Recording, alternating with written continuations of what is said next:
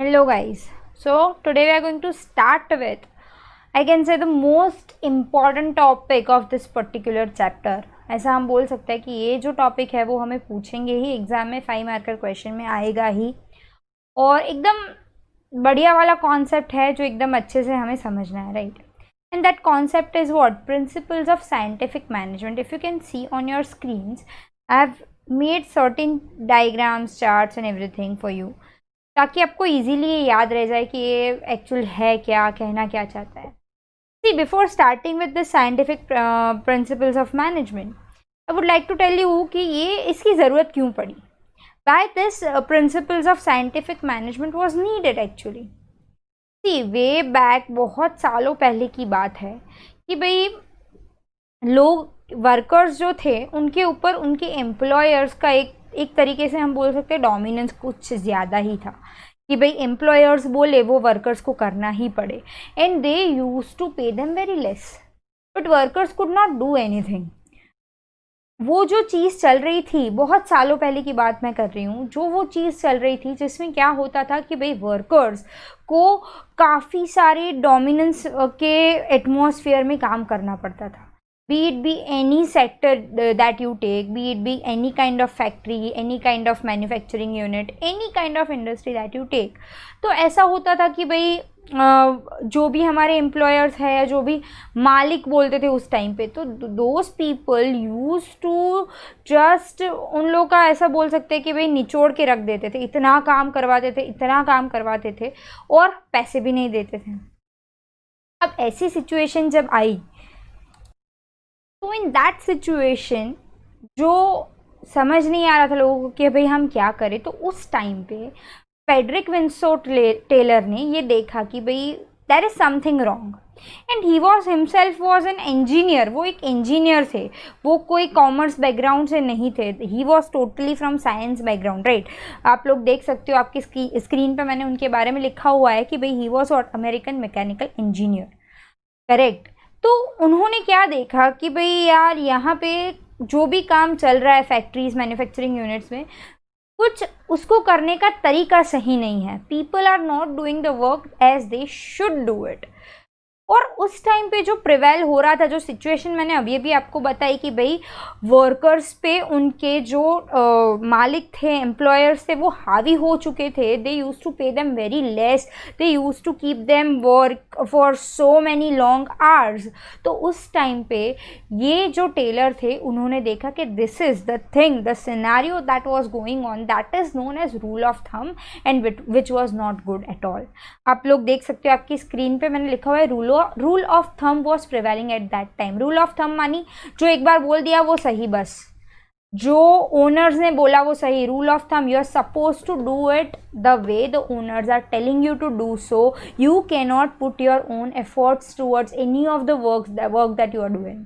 That was the situation at that time, right? मैंने यहाँ पे लिखा हुआ है कि भाई दो classes of business were there, owners and workers. Owners were there, उनको क्या था कि भाई उनको wants maximum profit and wealth. And workers क्या था, उनको wants maximum wage and job satisfaction. सीधी बात है, आप कोई भी उस टाइम की बात करो या इस टाइम की बात करो, definitely workers will need what? Maximum wage as well as job satisfaction also. कि नहीं से ये दोनों दो साइड्स हो गए जो मैच ही नहीं हो रहा है, कहीं पे उनकी हार्मनी ही नहीं है. एट दैट पर्टिकुलर टाइम जब ये सिचुएशन प्रिवेल हो रहा था, जैसा मैंने लिखा हुआ है कि भाई workers have to follow the orders and work, dominance of the owners were increased. At that point of time, this person, that is Frederick Winslow Taylor, he came to the point. उन्होंने क्या करा? He was actually American mechanical engineer. He started with as an apprentice in a factory. उनको भी ये पता कब चला? when he was working as an apprentice, he was working as an intern in a factory, and then he became what? manager in a Bethlehem Steel Company. ये मैंने लिखा हुआ है, ये हमें कैसे पूछ सकते हैं एग्जाम में? They can ask you in maybe MCQ. That is why I have written it over here कि he started with apprentice in a factory, as an intern in a factory, and then he became what? engineer in a Bethlehem Steel Company. तब जाके उनको ये पता चला कि भाई ऐसा कुछ तो ज़रूरी है, कुछ तो मुझे करना पड़ेगा, ये मैनेजमेंट सही तरीके से नहीं चल रहा है, right? He thought about it. उन्होंने सोचा कि भाई चलो क्या गलत हो रहा है, देखें हम. कि कहाँ एक्चुअल प्रॉब्लम कहाँ पे। मैं आपको एक ब्रीफ दे रही हूँ, उसके बाद हम डिटेल में जाएंगे, बुक में से भी देखेंगे कि भाई एक्चुअल में गलती कहाँ है। देन ही अंडरस्टूड कि जो काम जो लोग कर रहे हैं, either they don't know the work properly, or they don't know how to do that work, or they are not efficient enough, or they are not enjoying their work. बस वो करे जा रहे हैं without any direction, without any way out, they were just doing their work. तब जाके उनको ज़रूरत महसूस हुई किसकी, कुछ प्रिंसिपल्स डेवलप करने की कि भाई मैं ऐसा तो क्या करूँ कि जिससे मुझे मैक्सिमम काम मिले, that too with a minimum cost मुझे मैक्सिमम काम मिले। तो इसीलिए उन्होंने जो भी मैनेजमेंट के प्रिंसिपल्स थे, जो भी जिस तरीके से मैनेजमेंट हो रहा था, उनको एक साइंटिफिक वे में सोचा। Scientific way in which sense? See, science is based on all rules and regulations, right? So he thought like that कि भाई मैं कौन से रूल पे ये काम करवाऊँ तो ये काम बेस्ट पॉसिबल हो सकता है। आप लोगों को पता हो तो शॉवल्स आर देयर। शॉवल्स मानी आपको अगर आइडिया हो तो कंस्ट्रक्शन साइट्स जहाँ पे चलती है, तो जिससे हम सैंड्स और वो सब, वो लोग सीमेंट सैंड वो सब मिक्स करते हैं ना, वो चीज़ लंबी बड़ी होती है, आगे एक स्पून जैसा, बड़ी सी स्पून जैसा दिखता है, sort of, that is shovels. तो उन्होंने क्या करा, एक एक्सपेरिमेंट करा। अच्छे से समझना, ये जो स्टोरी बोल रही हूँ क्योंकि ये उन्होंने उनकी ही स्टोरी है। ये टेलर ने क्या करा, वॉट ही डिड, कि उन्होंने एक एक्सपेरिमेंट करा शॉवल्स के साथ। उन्होंने वर्कर्स को बोला उनके फैक्ट्री में कि आप ये शॉवल्स से 10 फीट्स तक आप सैंड्स उठाओ, सैंड यानी कि रेती उठाओ और वहाँ जाके रख दो, that you are suppose to do. And the shovel was of 26 pounds, मानी एक शैवल में 26 पाउंड्स सैंड वो लोग उठा सकते थे। ऐसा उस तरीके का शॉवल था, इतना बड़ा। देन ही सॉ, उन्होंने टाइमर वाइमर रख के देखा कि भाई एक उससे वो कितना टाइम पीरियड के लिए चल सकते हैं, कितना थक रहे हैं और कितनी सैंड वो वहाँ पे जाके रख सकते हैं। उन्होंने देखा कि भाई नहीं यार, ये तो पूरा दिन निकल रहा है वर्कर को इतनी एक शॉवल में इतना लेके फिर चल के जाने में, वहाँ रख के आने में, सैंड रख के आने में, they are taking a lot of time. Next day what it did, shovel की जो 26 पाउंड्स वाली कैपेसिटी थी ना, उसको कम किया। अगेन वर्कर्स को बोला, वर्कर्स वर गेट वेरी मच डिसअपॉइंटेड कि क्या करवा रहे, एक का एक काम हमें बार बार करवा रहे, but still they had to do. Boss ने बोला, मैनेजर ने बोला, they had to do, they again did it. उस टाइम पे जो शॉवल थी, यानी कि जो चीज़ थी जिससे हम सैंड इकट्ठा करते थे, उसका जो वेट कैपेसिटी था वो 26 पाउंड से उन्होंने कम किया।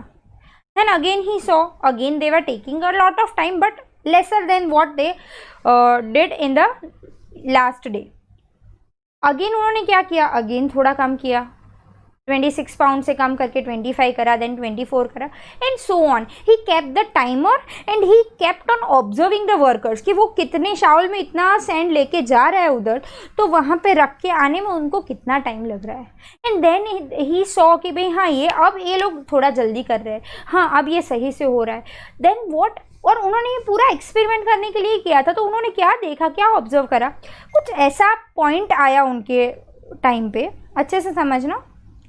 जैसे कि 26 पाउंड्स था जब, करेक्ट शावल, यानी मैं कुछ थोड़ा सा, pardon way with my drawing, but मैं आपको कुछ ड्रॉ करके बताऊँ तो इस तरीके का होता है, बट बड़ा सा होता है इस तरीके से, हमें आई मीन वर्कर्स को देखा होगा निकालते हुए, राइट, सैंड्स। तो such type of shovel was there. ऐसा होगा तो let me do one thing, मैं ऐसा हूँ ना तो आपके लिए गूगल करूँ, let me do one thing, आपको दिखाऊँ व्हाट इज शॉल, मैं किसकी बात कर रही हूँ। Can you see, such type of things is known as shovel, right, SHOVEL, shovel भी बोलते हैं कुछ, मतलब there are different pronunciations, but shovel, right, shovel बोलते हैं उसको। अब ये जो शेवल है, उससे वो लोग क्या करते थे, सैंड उठा के लेके जाते थे। This is the just an example that I have given over here, ताकि आपको पता चले कि मैं किस चीज़ के बारे में बात कर रही हूँ। Better I draw and I explain, otherwise अच्छा है कि मैं आपको ऐसे दिखा ही दूँ तो आपको पता चले। तो ऐसी जो शेवल थी, उसमें से वो लोग 26 पाउंड्स लेके सैंड वहाँ से वहाँ लेके जाते थे, राइट। ही सॉ कि भाई उनको ये ओवरनाइट लग रहा है या पूरा दिन लग रहा है, whole day. He saw that next day उसने कम करके कितना किया, 25 करा, देन 24 करा, एंड अकॉर्डिंगली सो ऑन। उन्होंने क्या किया टेलर ने कि भाई ये जो भी शॉवल की कैपेसिटी थी वो कम करते गए। जैसे जैसे कम होता गया ना, तो उनकी जो भी एफिशिएंसी थी वो इंक्रीज होती गई। Efficiency of the workers got increase, कि भाई ये डेफिनेटली ना उसकी वेट कम हो रहा है तो they could walk in very easily. एक टाइम ऐसा आ गया जिसमें मैं ऐसा बोल सकती कि भाई चलो एफिशिएंसी धीरे धीरे करके इंक्रीज हुई। फिर एक टाइम ऐसा आ गया उन्होंने इतना वेट कम कर दिया कि workers were just doing time pass on the side, कि भाई लास्ट में जब घर जाना होगा ना तब करके उधर रख के चले जाएंगे। देन व्हाट हैपेंड कि ये ग्राफ धीरे करके नीचे आ गया। यहाँ पे एफिशिएंसी इंक्रीज हुई, करेक्ट, एंड यहाँ पे एफिशिएंसी डिक्रीज हुई। Why so? Because they what they thought कि भाई 26 पाउंड का उसने लेट से फॉर एग्जाम्पल 16 पाउंड कर दिया था, तो what they were thinking कि भाई अरे ये तो इजीली हो जाएगा, हम इधर से उधर ही तो करना है, तो लास्ट के 1-2 घंटे में कर देंगे। Then they used to do the time pass। उसको तब पता चला कि अरे यार ये कुछ एग्जैक्ट अच्छा वाला जो पॉइंट था वो मैं मिस कर गया। 26, 25, 24, 23, 22 and so on whatever he did. तब उसको पता चला कि ये जो पॉइंट था, this was the peak point of their efficiency, I can say so. मैं आपको थियोरी में लेके जाऊं उससे पहले आपको मैं ये बता रही हूँ कि ये हुआ क्यों, साइंटिफिक मैनेजमेंट का मतलब क्या, प्रिंसिपल्स ऑफ साइंटिफिक मैनेजमेंट में एक्चुअली हुआ था क्या, ये कैसे उसने डिसाइड करा, what was the reason behind it. ये सब समझ में आएगा ना तो आपको इजीली फिर सब कुछ थियोरी समझ में आ जाएगा। तो ये जो पिक पॉइंट था जहाँ पे वर्कर्स की capacity was too good, shovel की जो वेट पिक करने की कैपेसिटी थी वो भी सही थी, and they could finish it in proper time. सही टाइम था, सही कैपेसिटी थी और सही काम चल रहा था, and that was at 21.5 pounds. And he could see कि भाई हाँ 21.5 पाउंड्स की जब शॉवल होती है तो उस टाइम पे workers are working at their efficient point. उस टाइम पे they can move the sands from here to there in very fast manner, fastest way में, एफिशिएंट वे में वो लोग 21.5 पाउंड वाली कैपेसिटी की शॉवल पे काम कर सकते हैं। ये उसने क्या करा, आप समझना, ये जो भी मैंने एग्जाम्पल दिया वो एक्चुअल में हुआ है एग्जाम्पल है। उसने क्या करा, व्हाट ही सॉ कि भाई वर्कर को या तो वेट ज़्यादा पड़ रहा है, या तो टाइम कम पड़ रहा है, या तो they are not efficient enough, या तो वेट बहुत कम पड़ रहा है और टाइम ही टाइम है। काफ़ी सारे एक्सपेरिमेंट उसने करे, and then he came to the point कि नहीं ये पॉइंट सही है, इस टाइम पे इस वेट पे workers can work on their best efficiency, best capacity, and this experiment then helped him to develop the principles of scientific management. समझ में आया? मैं आपको दूसरे कई एग्जाम्पल्स इसमें दे सकती हूँ। चलो एक काम करें, हम थोड़ा थ्योरी में जाए उसके बाद एग्जाम्पल्स देखेंगे, ठीक? चलो, so here I have written something that is what concept of scientific management करके मैंने यहाँ पे कुछ लिखा हुआ है, जिसमें आपको पहला वर्ड दिखेगा मेंटल रिवॉल्यूशन। मेंटल रिवॉल्यूशन क्या? मेंटल रिवॉल्यूशन का मतलब क्या? ये कोई फिजिकल रिवॉल्यूशन नहीं था, ये करो वो करो, उसका कुछ काम करने की कुछ वे आउट उसने चेंज नहीं करी थी कि फिजिकली कुछ काम अलग करना है या कुछ मशीन डेवलप किया, ऐसा नहीं था। It was a mental revolution जिसमें उसने ओनर को बोला कि भाई you are suppose to pay wages to your employees, workers को वेजेस पे करो what they actually should get, you are not suppose to just keep on getting the benefit out of them, otherwise आपका काम सही नहीं ही होने वाला है, right? So it was total mental revolution. इसकी डेफिनेशन हमें पूछे तो क्या लिखा गया है यहाँ पे, if you can C on your screen, knowing exactly what you want. पहले तो हमें ये पता जो होना चाहिए हमें क्या चाहिए। सबसे पहली बात यह है, being a factory, being a manufacturing unit, I should know how many units I want to produce in a day.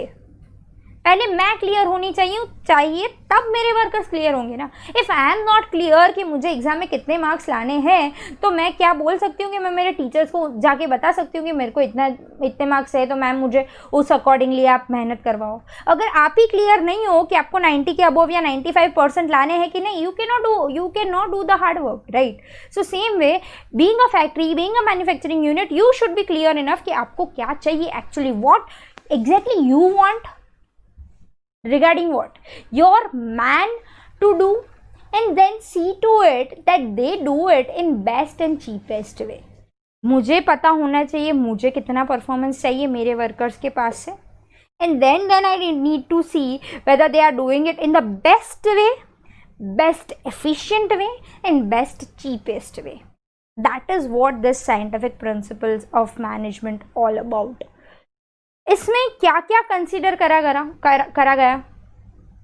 सबसे पहला is each worker will be assign the work as per his mental and physical capacity. मैं ऐसा बोलूँ, एक student है जिसकी actual रोज़ पढ़ने की कैपेसिटी ही 2 घंटे है, मैं उसको इंक्रीज़ करके 4 घंटे करूँ, that is fine, still it is fine. मैं उसको बोलूँ भाई तेरे 50% आता है, let's work hard for 65, that is also fine. But I can not tell him कि you study so hard that you give me a rank in the board examination, because that will be like, वो सोचेगा यार ये क्या कर रहे हैं, क्यों पर मैं इनके हाथ में क्यों आया, मेरे को नहीं पढ़ना है, पर मेंटल कैपेसिटी ही नहीं है, फिजिकल कैपेसिटी बैठने की ही नहीं है, मैं क्यों बैठूं, क्यों पढ़ूं, right. So first thing that you need to consider in this particular scientific principles of management कि भाई each worker will be assign to work as per as mental as well as as physical capacity. पहले तो वो देखो कि क्या ये कर पाएगा कि नहीं कर पाएगा, that is first thing first. Second is each worker should be instructed to perform maximum work as per category। एक बार मैंने देख लिया कि ये बंदा 50 kg वेट तक उठा सकता है, हट्टा कट्टा है, फिजिकली फिट है सुपर डुपर, और मेंटली भी इतना एफिशिएंट है कि वो 50 kg वेट इधर से उधर करने में ही इज सो एक्साइटेड कि 10 बार तो वो इधर से उधर हो जाएगा 50 kg वेट लेके। ये मेरे को पता चल गया कि मेरे वर्कर में मेंटल और फिजिकल इतनी कैपेसिटी है, then I should be instructing him in such a way कि मुझे मैक्सिमम वर्क चाहिए उसके पास से, कि 50 kg 10 राउंड्स, मुझे कुछ भी हो जाए 50 × 10 500 kg इधर से इधर हुआ चाहिए। I should instruct him in such a way. Second thing is that. Third is each worker doing efficient work rapidly will be paid more wage. सीधी बात है ना, आज आप ही सोचो कि आप बहुत बढ़िया काम कर रहे हो और आपको 300 रुपये दिन के मिल रहे हैं, और कोई बहुत फालतू सा काम कर रहा है उसको भी 300 रुपये दिन के मिल रहे हैं, तो आप क्यों वो काम करने के लिए एक्साइटेड रहोगे? Definitely not. You are not paid more, you are not appreciated enough. Whatever you are doing that is as good as what the other people who are not doing, then why will you do that particular work? Definitely not. तो उन्होंने क्या बोला कि भाई efficiency increased है, हाँ है, rapidly काम कर रहा है, हाँ कर रहा है, in that case that person should be paid मोर। अच्छा काम कर रहा है उसको ज़्यादा पैसे दो, नहीं कर रहा है उसको ना दो, सिंपल सी बात है। करेक्ट, समझ में आया? So this three matters were considered in this. First is the worker should be given in mental and physical capacity, देख के काम देना चाहिए। Second is he should be instructed to get the maximum work done out of that capacity, that category. And third is if the worker is doing the work efficiently and rapidly, he should be paid more, right? Now, ये हो गया definition, mental revolution and everything. Talking about this principles of scientific management कि इसके मतलब क्या क्या चीज़ें थी इसमें। फर्स्ट आपको दिखेगा कि it was a scientific method.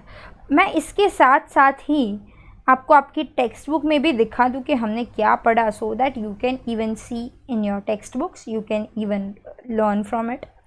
Page number 22 पे you can see this particular question that I am teaching you Frederick Winslow Taylor's principles of scientific management 21 से शुरू होके 22 पे है ये.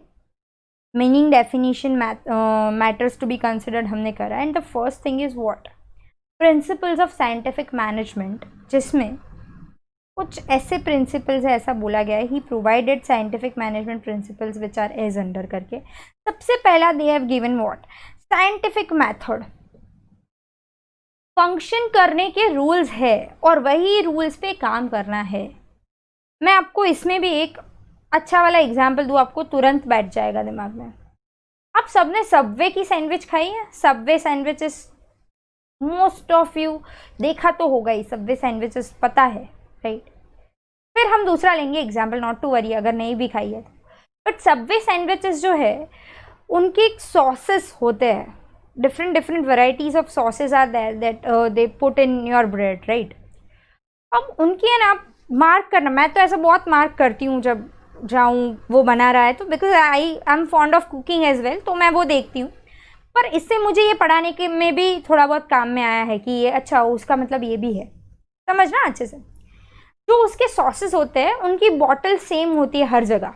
आप कोई भी सबवे की रेस्टोरेंट में जाएंगे तो वहाँ पे bottles will be same, size and everything will be same. And उनका जो वो वे आउट होता है ना कि ब्रेड लिया 1 2 एंड 3 पे स्टॉप, देन सेकेंड सॉस वो पिक करेंगे 1 2 3 stop, 1 2 3 stop. This is the motion that they are doing, right. और दिस इज द रूल कि 3 here and there 3 times you are suppose to do it. और इतना ही sauce यहाँ पे ये एक सैंडविच पे इतना ही पड़ना चाहिए, तो ही उसका जो टेस्ट है, उसका जो स्वाद आता है वो सेम आएगा, अदरवाइज इट विल डिफर. फिर मैं तो ऐसा है कि मुझे जो पसंद है तो मैं ज़्यादा डलवाती हूँ, मैं बोलती हूँ कि भाई नहीं मुझे ये वाला सॉस ज़्यादा चाहिए, तो वो डालता है.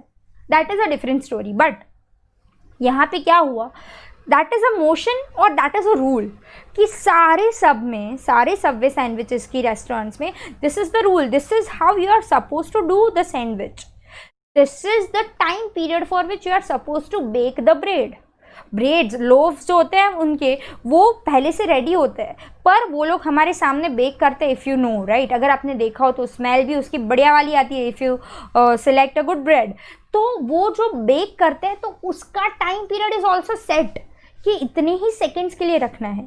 चीज़ डाली है तो चीज़ एक ही डालनी है और उतने ही सेकंड्स के लिए डालनी है. 1-2 सेकंड भी बढ़ गया तो चीज़ विल मेल्ट.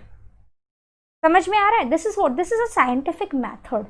ये मैंने सबवे का एग्जाम्पल दिया सीधा बैठे दिमाग में इसलिए, पर इन्होंने क्या बोला कि whatever work you are doing, whatever unit you are running, आपको साइंटिफिक मैथड में जाना है, आपको प्रॉपर रूल्स इस्तेमाल करने हैं, आपको ये देखना है कि ये काम करने के लिए इतना ही टाइम लगना चाहिए, उससे 1 सेकेंड ज़्यादा नहीं, 1 सेकेंड कम नहीं.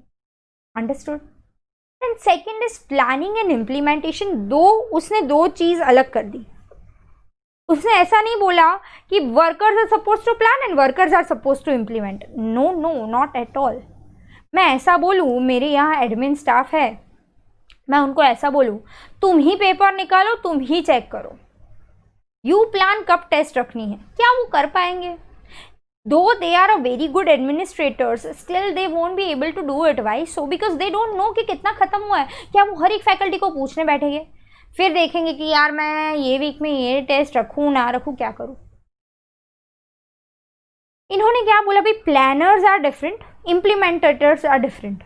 मैं प्लानिंग करके दे रही हूँ, इतना इतना करना है, and you are suppose to do it.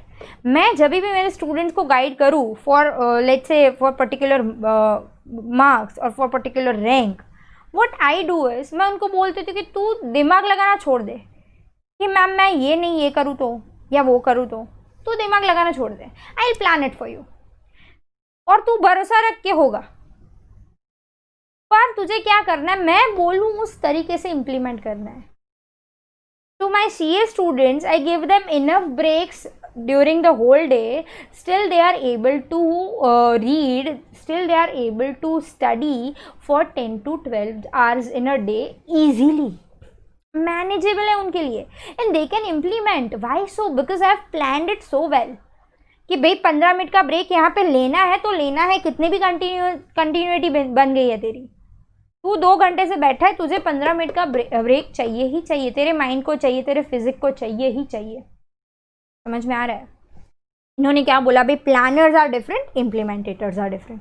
Planning कोई करेगा, इम्प्लीमेंट कोई करेगा, तभी जाके काम बैठ पाएगा। एक ही बंदा प्लानिंग भी करे, एक ही बंदा इम्प्लीमेंट भी करे, तो वो बंदे की फिर एफिशिएंसी लो ही हो जाए, उसकी कैपेसिटी रहे ही नहीं परफॉर्म करने की, राइट।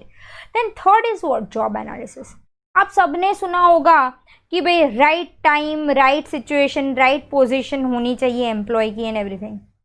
वो तो सही, चलो कि भाई उसकी जो डिग्री है या उसने जो पढ़ा हुआ है या उसकी जो स्किल्स है उसके हिसाब से हमें उसको काम देना है, दैट इज फाइन। पर यहाँ पे जॉब वो जो कर रहा है ना, उसका एनालिसिस भी करना है, and that analysis will require 3 things, that is time study, motion study and fatigue study.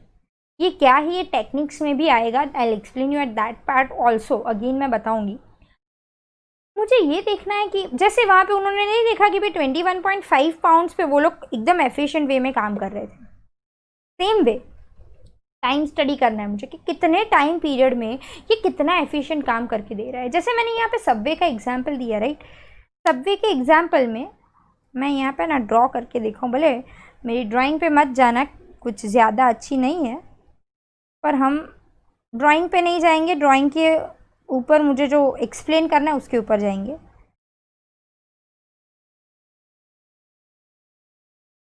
ऐसी कुछ सॉस की बॉटल होती है, ऐसे उल्टी रखते हैं वो लोग, पता है। उनके कॉम्पिटिटर ने क्या करा था पता है, यूएस में है ऐसा, एंड थ्री होल्स वाली सॉस की बॉटल उन्होंने रखी थी।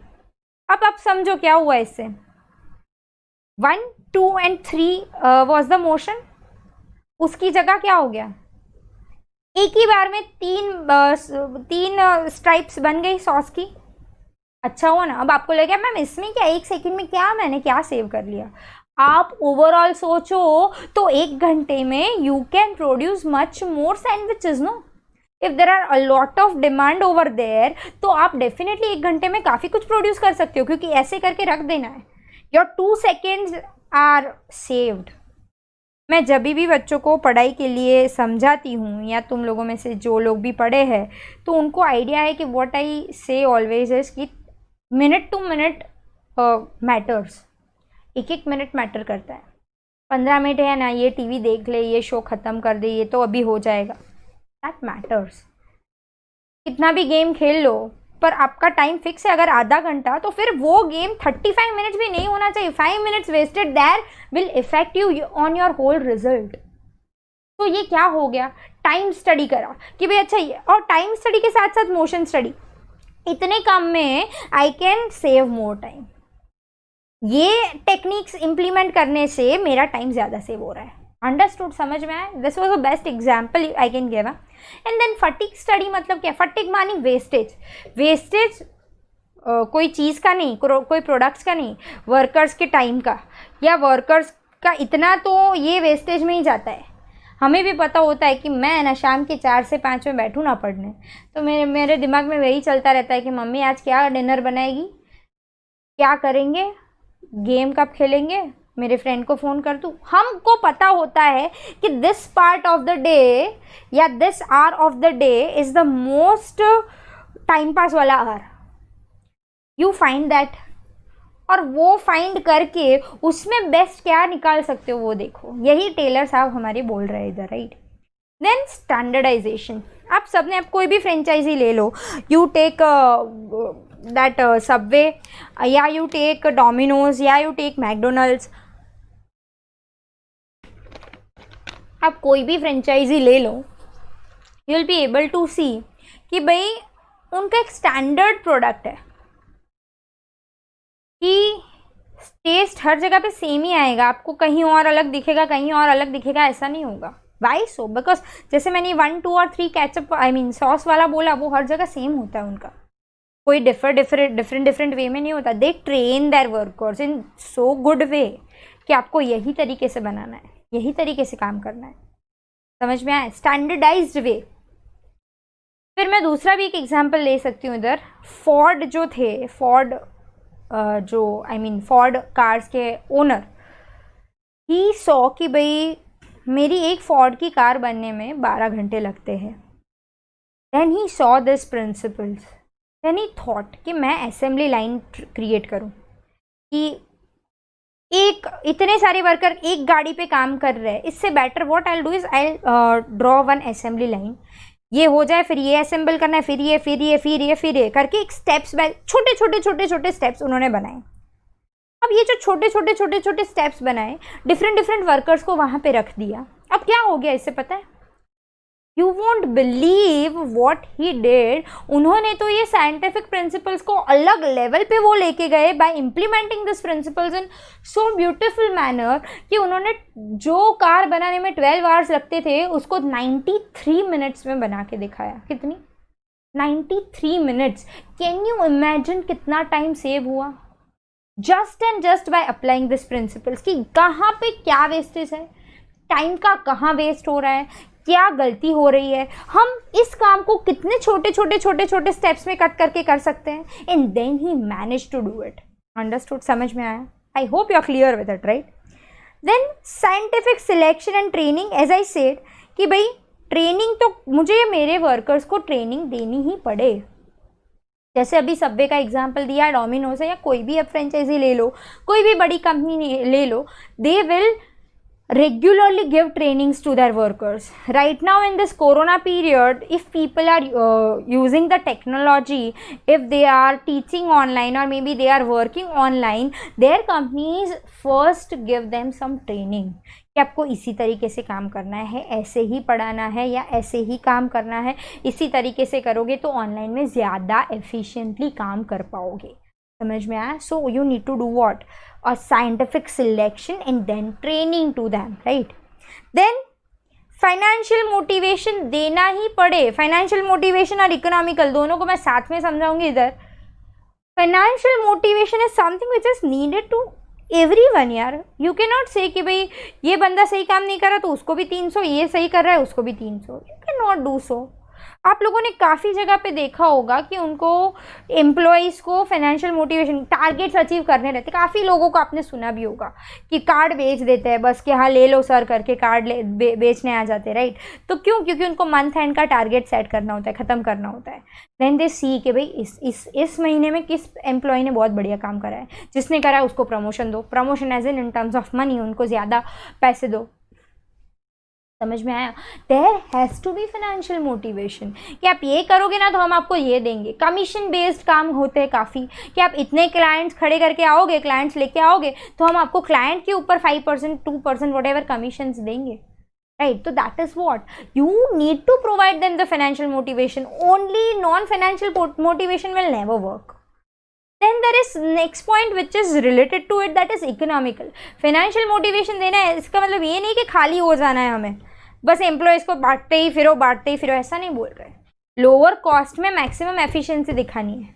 जैसे मैंने वो यहाँ पे मैंने जो सॉस की बॉटल ड्रॉ करके दिखाई तो 3 होल्स, क्या था ये? इकोनॉमिकल पड़ा। भले मुझे बॉटल्स मेरी करने तो 2 होल्स ही थे एक्स्ट्रा, करेक्ट? उससे क्या हुआ कि मोर एफिशिएंटली कम टाइम पीरियड, तो that will also save the cost for me, no? समझ में आ रहा है? चलो देन मेंटल रिवॉल्यूशन। इससे क्या होगा, जो हार्मनी की बात मैंने इधर करी थी, if you can see so over here, जो मैंने हार्मनी की बात इधर करी थी कि no harmony between the two, यहाँ पे एक हार्मनी डेवलप होगी कि हाँ ऐसे करने से सही चल रहा है, वर्कर को अपना मोटिवेशन मिल रहा है, वेजेस मिल रहा है, फाइनेंशियल नॉन फाइनेंशियल सारे मोटिवेशंस भी उसको मिल रहे हैं, एज वेल एज एम्प्लॉयर्स का जो है, ओनर्स का कि भाई हमें ज़्यादा प्रॉफिट चाहिए, वो भी हो रहा है, सबसे वो भी हो रहा है, सब सही चल रहा है, राइट? समझ में आया? चलो देन आगे बढ़े। Then you can see this techniques of scientific principles of scientific management. Techniques में यहाँ पे मैंने जो समझा है ना उसका एक समरी जैसा है, if you can read on your screens. Time study देख लो, यहाँ पे आपको याद क्या रखना है, कौन से एग्जाम्पल्स याद रखने हैं। ट्रैवल वाला एग्जाम्पल जो पहले दिया वो याद रखना है, सबवे वाला एग्जाम्पल याद रखना है, उसकी बॉटल में जो 3 होल्स का बताया वो याद रखना है, फॉर्ड कार वाला एग्जाम्पल याद रखना है। Such are the examples. अगर वो दिमाग में रख के ये 3 टेक्निक्स पढ़ लोगे ना, यूं आ जाएगा। Let's study time study. मैं यहाँ पे रीड कर रही हूँ, you just look at it. Time study means scientific study being done for the time required to complete certain part of task। इतने टाइम में ख़त्म करना है। whatever time is decided to finish this work in normal circumstances is called standard time। कि भाई एक sandwich बनने में 3 मिनट चाहिए, that is a standard time। वो इतना था, 3 minutes are the standard time। just an example। as per Taylor, a task should be finished in prescribed time and its careful study is time study। Time study is useful for making optimum use of production equipment and achieving aims timely। Correct। Second is motion study, means that removing wastage of resources due to unnecessary and unproductive movements। as I said, unproductive time सबको पता है कि ये time तो मेरा unproductive ही है, तो वो unnecessary टाइम को रिमूव ही कर दो। उधर कुछ नया ही करो जिससे आपका टाइम सेव हो। कुछ नया करो, कुछ अच्छा करो जिससे आपको बेनिफिट भी हो ओवरऑल, राइट। यहाँ पे जैसे ऐसा था तो 3 होल्स लगाए, इससे क्या हुआ, 2 सेकेंड्स कम हुए, तो 2 सेकेंड की वजह से ओवरऑल कितना टाइम सेव हुआ अपना, right. If carefully study is made when worker is doing movement at the time of working, then industrial fatigue of worker can be removed by removing wrong process of movement। Productivity can be increased। Main object of motion study is to find out a method which result in minimum wastage of worker and its implementation। कोई product के wastage की बात नहीं कर रहे, worker के time का wastage minimum हो जाना चाहिए एंड मैक्सिमम यूटिलाइजेशन होना चाहिए, correct. Then differential wage rate study, as I said, जिसने अच्छा काम किया उसको ज़्यादा दो, जिसने कम किया उसको कम दो, correct. Given wage given through wage related motivation based on time of work to workers। Motivational wage method which worker working in factory have different work efficiency। Considering this fact, efficient worker should get more wages and worker having less efficiency should get lower wages in terms of more production। सीधी बात है, क्यों दे भाई ज़्यादा, correct, समझ में आया। So this is the whole FW Taylor का principles of scientific management, जो हमने बढ़िया तरीके से काफ़ी सारी एग्जाम्पल से समझा। I hope you are clear with it. What you are suppose to do is, you are suppose to write this whole answer in a particular book. अच्छे से लिखना है, टेक्स्ट बुक में से ही पढ़ना है, and then you are suppose to answer. I hope you are clear with the same. Thank you.